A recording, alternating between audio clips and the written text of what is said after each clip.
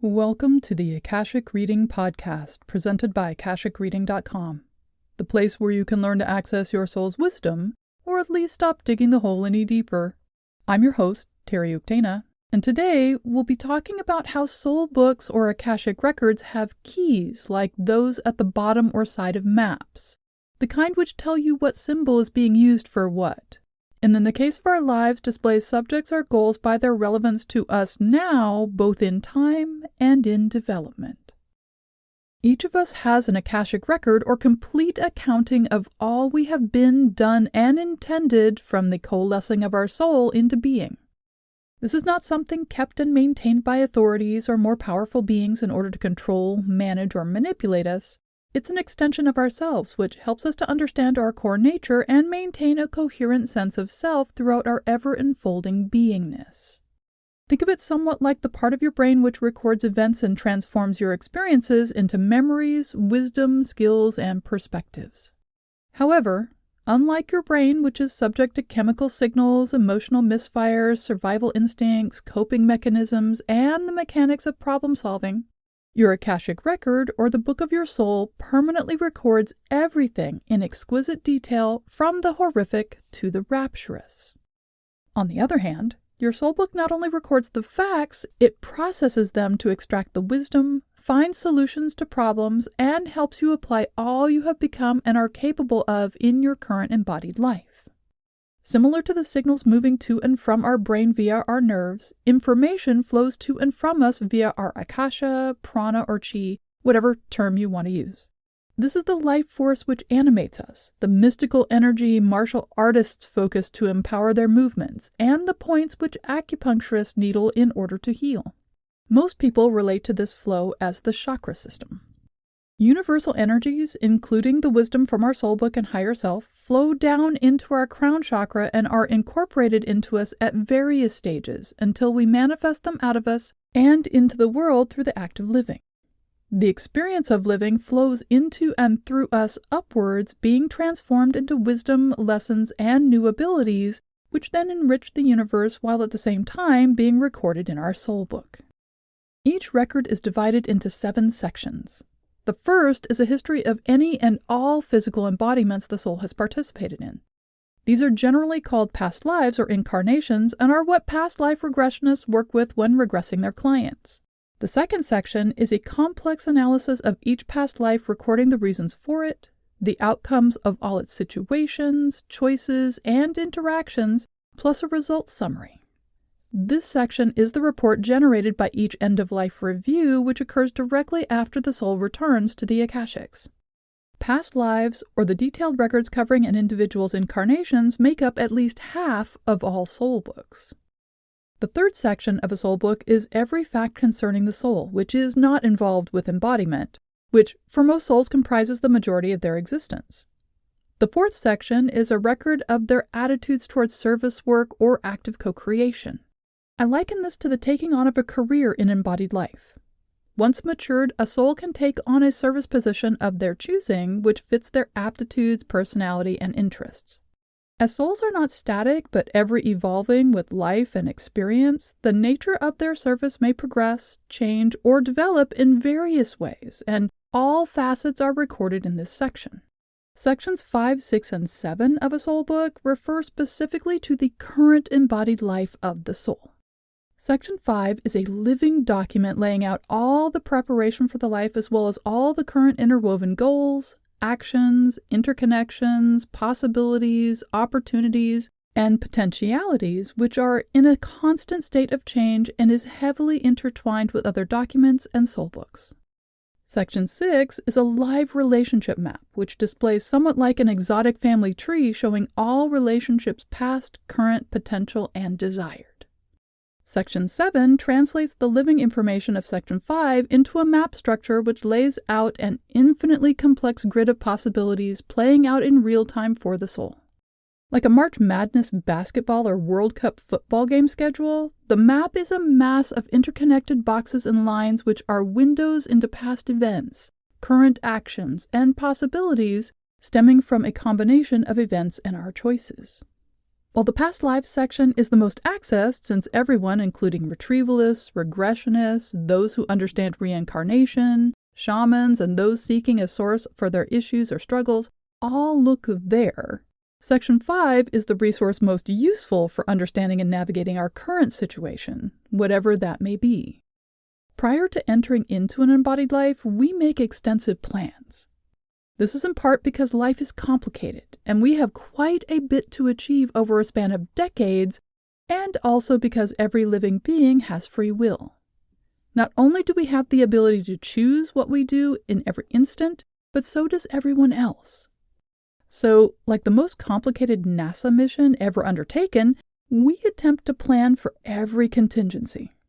These plans are the beginning of the notes section of each soul book, which includes all the information concerning why we chose our parents, what we intended for our childhood versus what we actually lived through, what lessons we came here to learn, the goals we expected to achieve, whether we have contracts yet unfulfilled, where we intended to live and how, if we agreed to have children or not and how many, what careers we intended, and so on. Once we've embodied, the current notes section continues to update, adjust, and extrapolate from every interaction, thought, emotion, and mood we have in order for us to navigate in a constantly manifesting world. It provides a continual update on our progress so we can see how much we have achieved, what is still possible, how much better it can all be, and how we can manifest or enhance our best life now. This displays somewhat like the code of the Matrix, constantly in movement as we and the people around us, even those 7 steps removed, make choices and avoid others. This is where beings look for the information necessary to understand and work with us. It's also the section most commonly read by readers of all sorts. However, just like in the Matrix, reading the unadulterated information is not the easiest thing to do. Being an overwhelming amount of information, most of which is in constant motion, can cause a reader to see nothing at all on the page, see only a blinding white light they can't get past, get distracted and redirected to other areas of their book, or have a nausea-style reaction which causes them to close the book and end the session. This is why readers working to read a client's book for them often dip into it without actually looking, using the questions of the client or their own methods to have specific bits of information downloaded to them in a more useful format. This is also why soul books will work like oracles when a person is just learning to read them consciously for the first time. If a person asks a question of their soul book which is about this current life, the book will open to a page which is much like a green screen in a movie. Anything can be displayed on it, and therefore one pertinent piece of information can be picked out of the data stream and displayed in a manner which is most relevant and helpful to the reader. So most readers get stuck either with too much information or not enough. The problem with single answer, single image, fortune cookie answers is they leave the reader to figure out the context of the answer and how it can be integrated into the bigger picture of things.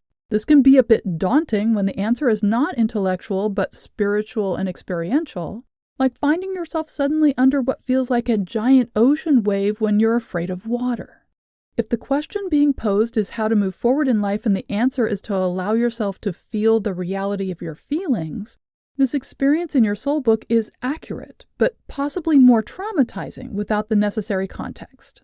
So when working with a soul book, specifically to understand the goals you're working through and the best possible means for achieving them, it's helpful to use a key. I'm not referring to keys such as the beautiful Victorian keys in movies or Gothic romances, but instead the type you find at the bottom or side of maps. The kind which tells you what symbol is being used for rest stops, food, and hotels, and the scale of the map as in how many millimeters equals a mile. For a soul book, a key is a bit like pressing a button to get a menu of applications. It changes the way Section 5 displays, so instead of a data stream, it's divided into 5 to 7 boxes. These boxes are like large thumbnails for each goal or issue you're working on. Think of this a bit like a cafeteria tray with 5 sections. The sections aren't necessarily equal in size, but instead proportional to the components of the meal. So there's a large main course section, then areas for side dishes, and a space for a drink or a dessert or both. Keys in a soul book display the various boxes by their relevance to you now, both in time and in development. So the most important or ready for progress may be biggest, and the one which needs the most amount of prep or attention may be the smallest, or the biggest might be the one which is most relevant, even if it's the one you avoid most often and so have put no attention into at all. Each of the boxes will be a picture which you can enter to interact with the data. You can also scoop up the data in order to remove it from the key and work with it in a more conscious way via 3D model. To use a key with your book, sit in front of it and instead of formulating or asking a personal question, ask the following. Please show me the key to the lessons and goals I'm working with in this phase of my life and the means to achieve them. Once stated, you can open your book and it'll open to show you the key. You may interact with it there in the library where you have access to the advice and support of your librarian. They can't read it for you, but they can answer any questions you have about how it works, what is displaying, and your options for what to do with it once you have it. You may also take all or part of the key with you back to your Akashic room or even have it sent there ahead of you. Simply lift the key up like it's a tray rather than paper. It will convert into something a bit like a very, very large tablet which you can carry back with you. Or you can hand it to your librarian who can have it put in your room for you. They usually end up on the dining room table, which is meant for working with such projects and is large enough to hold them. In your room, you can not only work with each individual square, but spend time coming to understand the interrelation of each goal or lesson with the others and see how it makes a whole. Just like us, our issues are not islands which never touch anything else. Our trust issues in one area radiate out to others. Our need to manifest one thing causes us to choose how we spend our days professionally as well as personally, and how we experience our spirituality influences not only how we know ourselves, but how we perceive and interact with the rest of the world. Using a key can help us make better sense of who we are, why we are, and what we are in the process of becoming, or not. It can show us the best options for reaching the goals we've set for this phase of our life, show us the next piece of the puzzle in what we're attempting to learn, and give us options for how to move forward. What we do from there is up to us. And that's all the time we have this week. If you're interested in knowing more, check out my website, akashicreading.com. Thank you to my patron of honor this week, Ingrid Grace. If you're enjoying this podcast, please consider supporting it by subscribing on Patreon. For just $5 a month, you can join in patron-only classes, see all my other offerings, and get regular updates about what I'm working on at patreon.com/TerryUktana. Thanks. Bye.